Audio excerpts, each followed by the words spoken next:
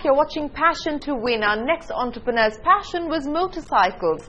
And in 2000, at the age of 26, he took up the reins of what was beginning to look like an almost defunct unit. Today, he's credited with the turnaround and revival of the same motorcycle, the Royal Enfield. Let's take a look at Siddhartha Lal's story.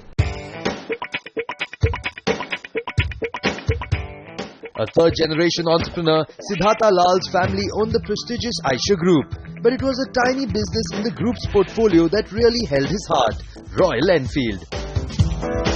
So I'm essentially a third-generation entrepreneur, but our family is not a very typical business family. So my father, mother, sisters and me, when we were growing up, we weren't talking about business all the time. It was, I think, a more holistic sort of atmosphere, and business was, of course, a part of it. And I grew up with the idea and the belief with my family that, I don't have to join the family business. There was no such pressure on at any level really. And maybe that was all a big plan by my parents, because I am a bit rebellious by nature. So I imagine if I'd been pushed really hard into business, I would have run a mile away. But because I wasn't, but when I was a kid, I used to actually love bicycles, and I mean, maybe it's a bit controversial, but I still probably like bicycles more than anything else in terms of two wheels, right? I love motorcycles as well, of course. So I grew up, with, cycling and knowing about automobiles a little bit, but I wasn't, really a piston head, as it were, whatever it is. And yeah, but at some point, the interest started growing actually more in motorcycles.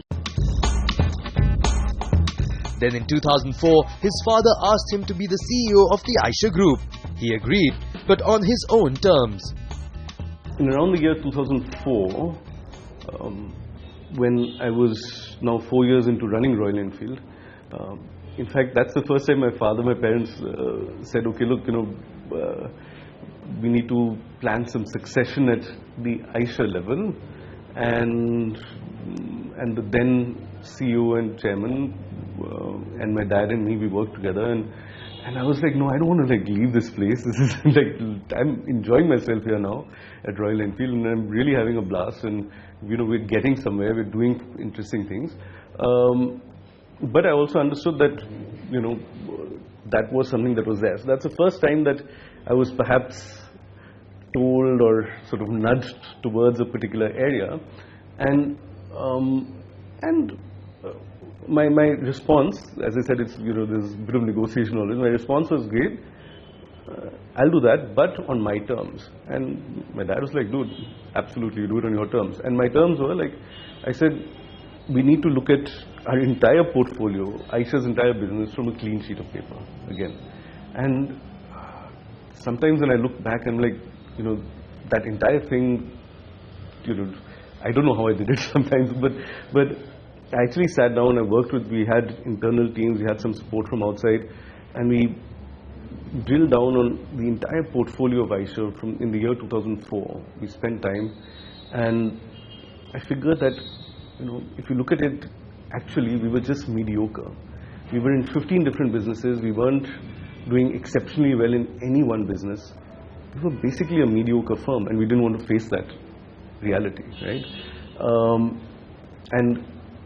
And that was it. That was a realization that we'd rather do one or two things really well than do everything mediocre. And that was it.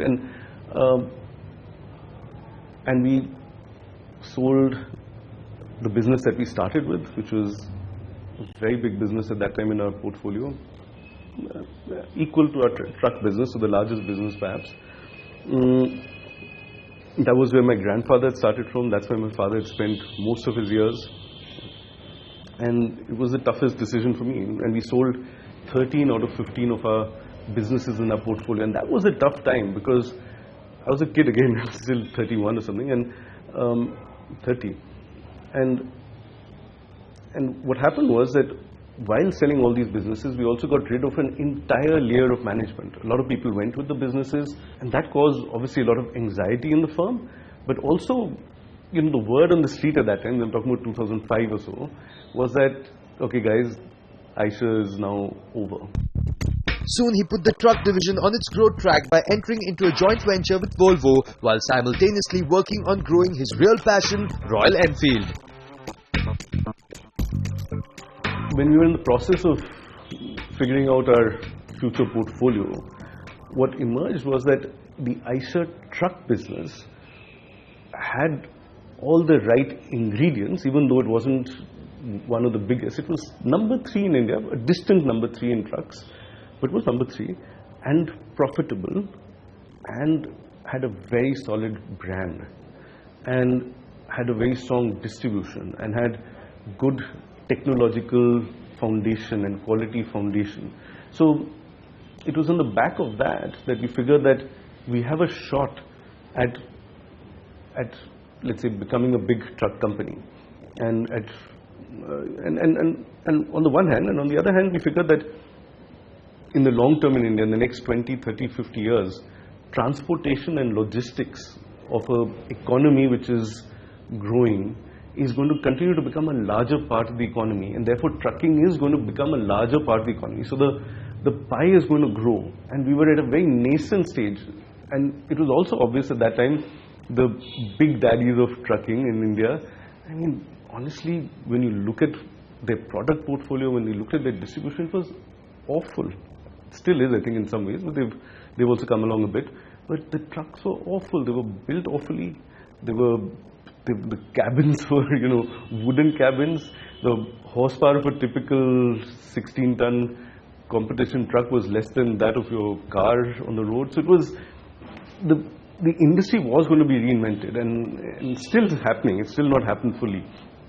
But I look at things in a much longer time scale. I'm looking at it from a 10, 20, 30 year time scale. And at that point in 2004-05, we figured that the industries, the truck market is going to change, and we could be one of the players who can actually change the market.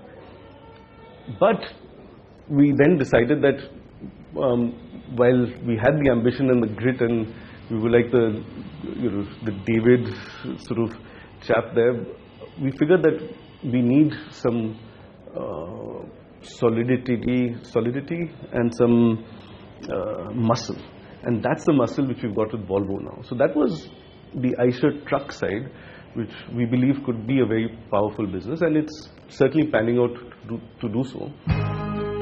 Today, Eicher Motors has a turnover of over 4,000 crore rupees, and Royal Enfield has had a 9x growth, selling over 4 lakh motorcycles in 2015. But Siddhartha Lal's philosophy still remains simple. The organization is now actually quite focused in a way, because we have the core business in Eicher Motors is Royal Enfield. And we have, in addition to that, we have now 2 joint ventures. One is the big one with Volvo, and that's the big business that's in the order of $1 billion or 6,000-7,000 crore. Even though the market's been down, it's sort of got that kind of revenue. Profitable, it's been the most profitable truck business over the entire downturn in commercial vehicles. In addition to that, we have a very nascent, very young, very early stage joint venture which has just got commercialized. The products have just come into the market a few months ago. That's with Polaris. So that's the 2 joint ventures. But my time, my energy is now, for the last many years, has been on the motorcycle side. Motorcycles has grown remarkably, tremendously over the last 5 years. So in the year 2010, we had around 50,000 motorcycle sales. In the year 2015, we've crossed 450,000.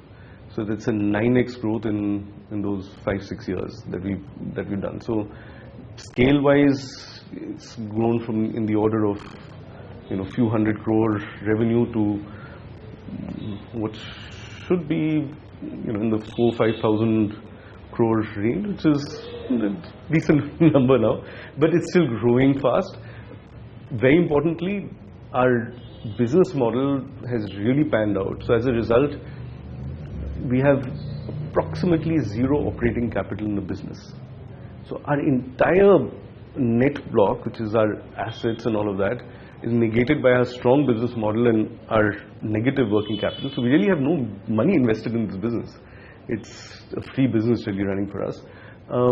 And despite that, we've got the highest profit margins, operating profit margins in the world today in automobiles, not only in motorcycles. So commercial vehicles, cars, motorcycles, we've crossed 25% operating margin. So it's a strong business which is running really well. It's firing on, well, it's single cylinder and it's going well. So over the next 15 years, our ambition is to become a global motorcycle brand. Siddhartha Lal, the Managing Director and CEO of Eicher Motors, walking away with the Entrepreneur of the Year 2015 award for the category Business Transformation. The winner is Siddhartha Lal of Eicher Motors.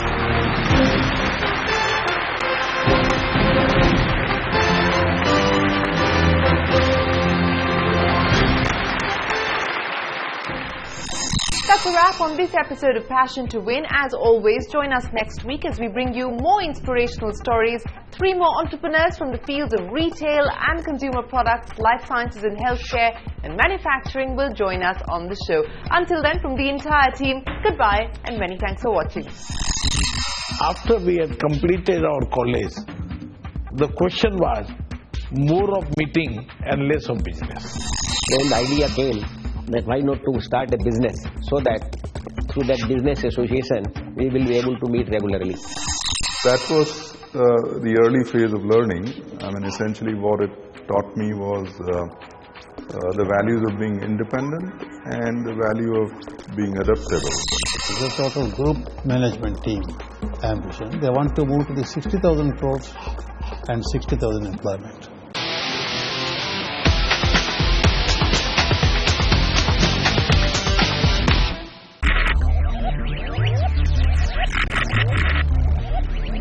Focus, ideate, innovate, enable.